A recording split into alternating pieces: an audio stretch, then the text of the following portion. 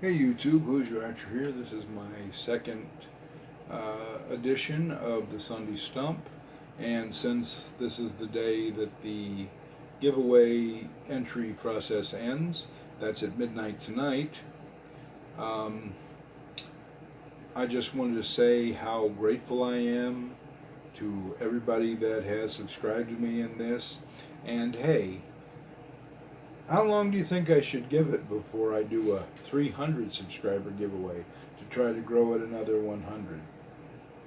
Just curious, what's considered bad taste? Like immediately? Well, I couldn't have possibly afford to do another giveaway within a week. Well, actually, truth be told, I worked overtime last week, so I could afford one single prize for that. A K-bar.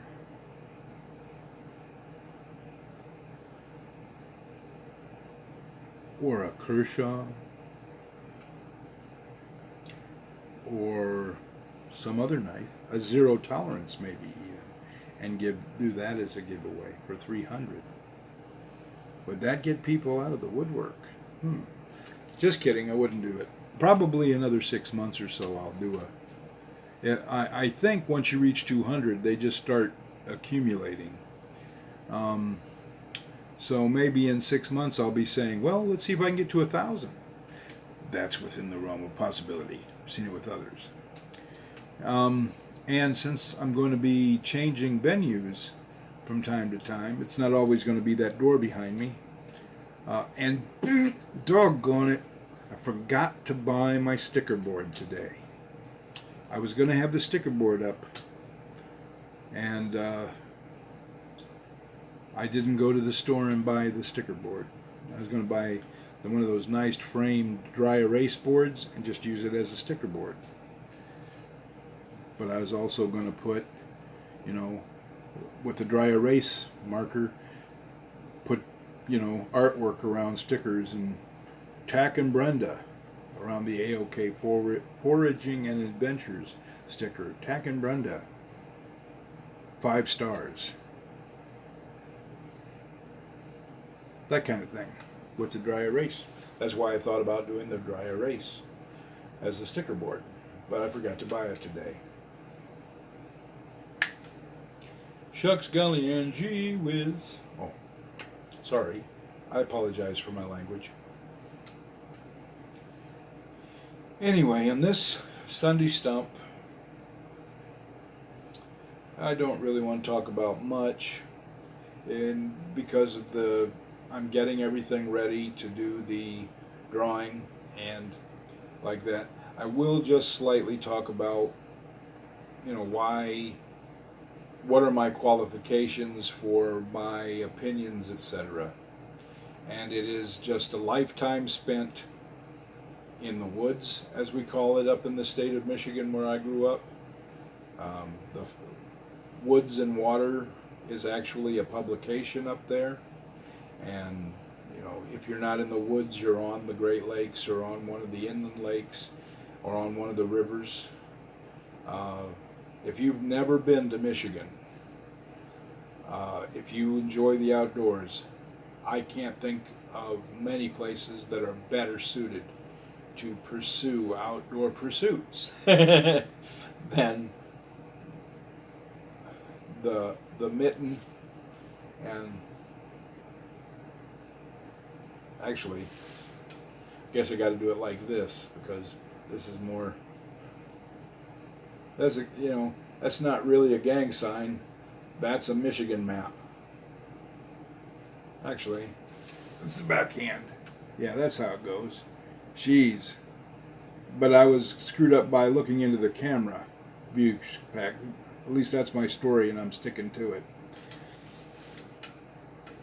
Yeah, one of the best things about being from Michigan, you can say, I'm from right here, which, by the way, that's Ishpeming. Or you can say, I'm from right here. That's Ann Arbor. That's Detroit. That's Port Huron. That's Saginaw.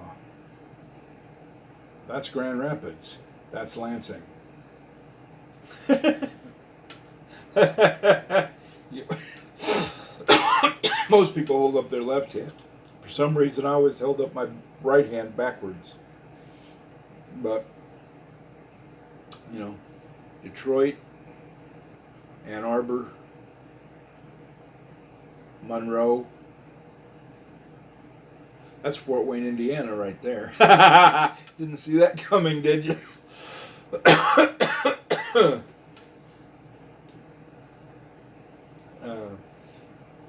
Actually, right there, that's Gary. That's Fort Wayne. And right over there, that's Chicago. See, that's really comes in handy. The Straits of Mackinac. And by the way, it's Mackinac, not Mackinac. All right, let's get that out of the way right now. It's Mackinac. But it's CAC. Yes, but it's en français. It's the French spelling of a Chippewa or Anishinaabe word. So they pronounced it Mackinac. You should pronounce it Mackinac. And Isle Royal, where the Fudgies go. By the way, Upper Peninsula, land of the Yoopers. They call everybody from the Lower Peninsula trolls because they live below the bridge. Dun dun dun. How many more Michigan facts and trivia is he gonna share? If you ever go to Michigan, be sure to go to Pinconning and get yourself some Pinconning cheese. It's like Colby, only sharper. So, yum to the power of OMG. Anyway, and if you ever go slightly farther north and you find yourself at Birch Run, you owe it to yourself to eat one time at Tony's restaurant in Birch Run. And if you like BLTs, order a BLT and get your mind blown. Excuse me. Itch. Anyway. Oh, I get close for this. Cheap nose job. I don't know if you could actually see that in the camera, but weirdness. The things you learn your face can do as you're a teenager. I used to be able to make my hairline move, but I can't do that anymore. Maybe because I stopped doing it for about 5 years. And nope. And those are muscles that atrophy quite quickly. Spock eye. Actually, Leonard McCoy eye. When you make the, like, I'm trying to stay awake. DeForest Kelly, he is missed. Perhaps you saw that Anthony Bourdain committed suicide. My condolences to his family. He seemed to have a pretty good life.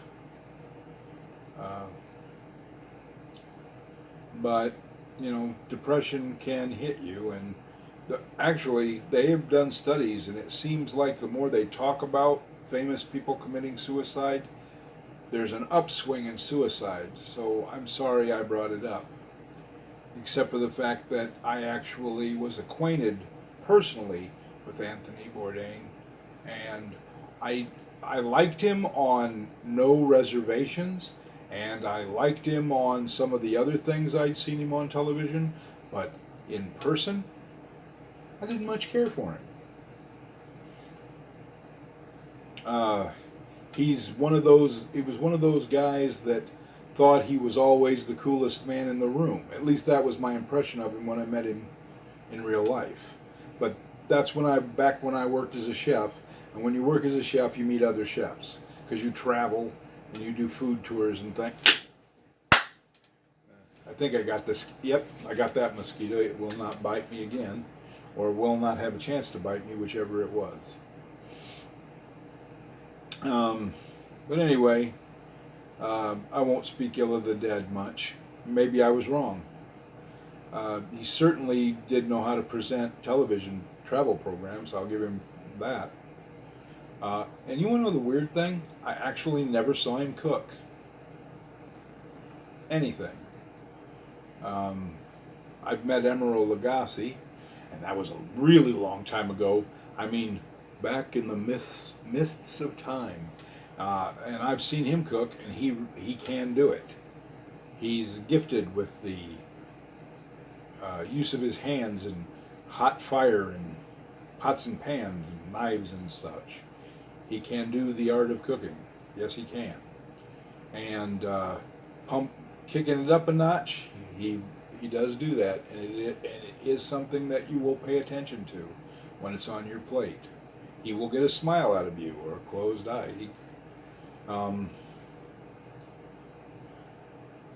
Don't know Bobby Flay. He came along much later.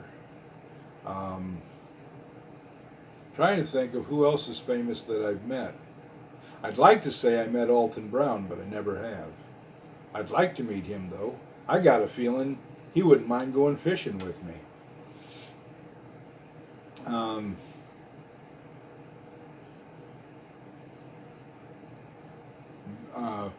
Chef in Michigan that taught me some stuff about utilizing every part of a deer.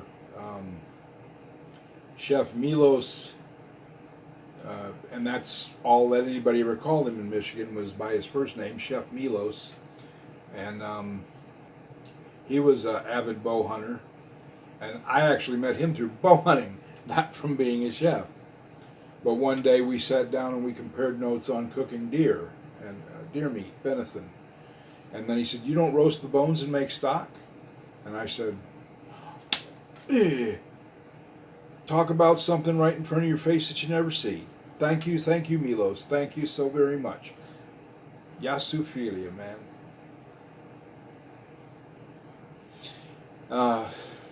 But anyway, yeah. Tack and Brenda are headed up to Michigan. I hope they're going to be somewhere where they can, like maybe get some pinconning cheese, or no, they're going to be on the western side of the state. They're going to be on the Kalamazoo River. That's a nice river, by the way. It actually goes right through downtown Battle Creek. And they've done things to it there. It kind of goes down some man-made crenolate. Another mosquito. Excuse me. Pardon me, I'm on a mosquito hunt.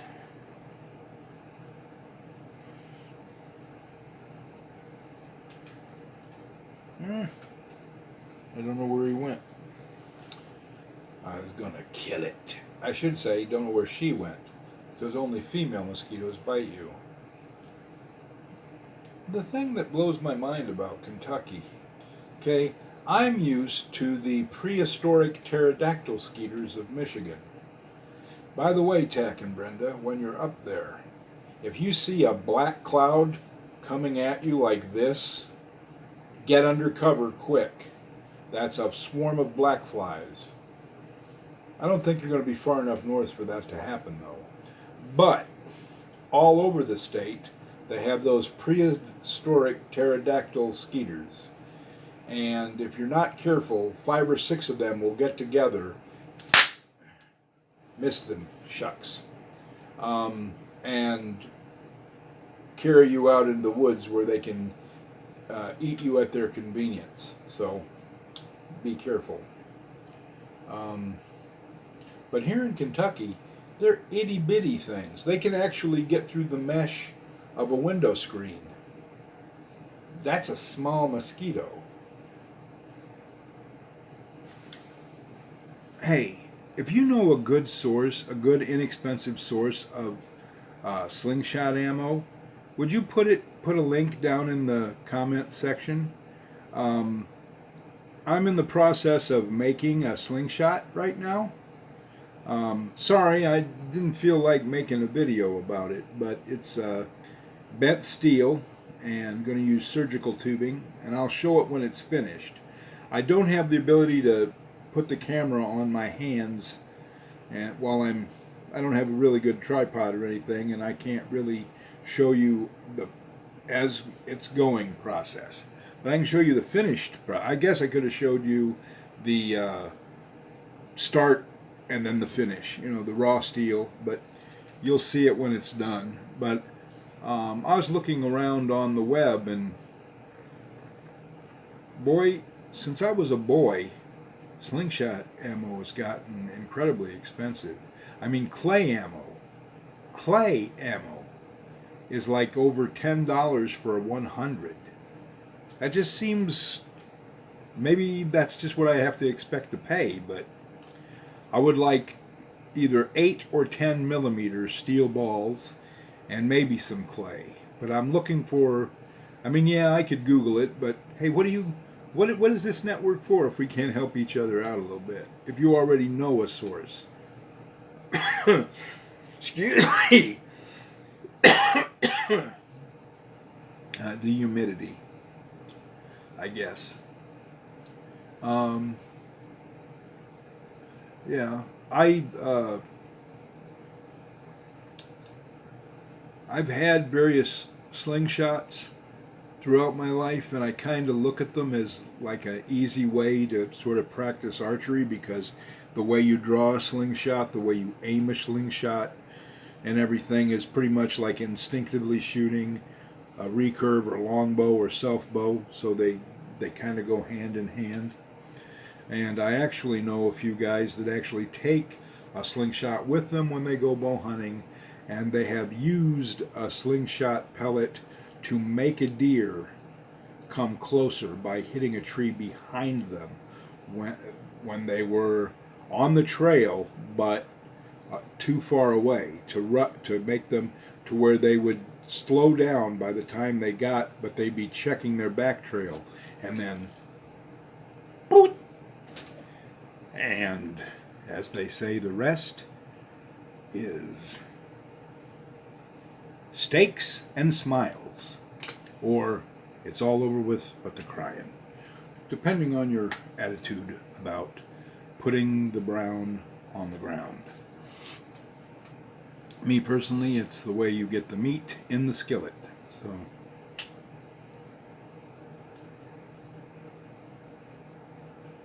anyway, that's going to conclude. I know it's an abrupt place to end, but I'm getting a bit tired, and I see that I have a little flashing thing up here telling me that my battery is about to die. So God bless, happy trails, and watch your top knot.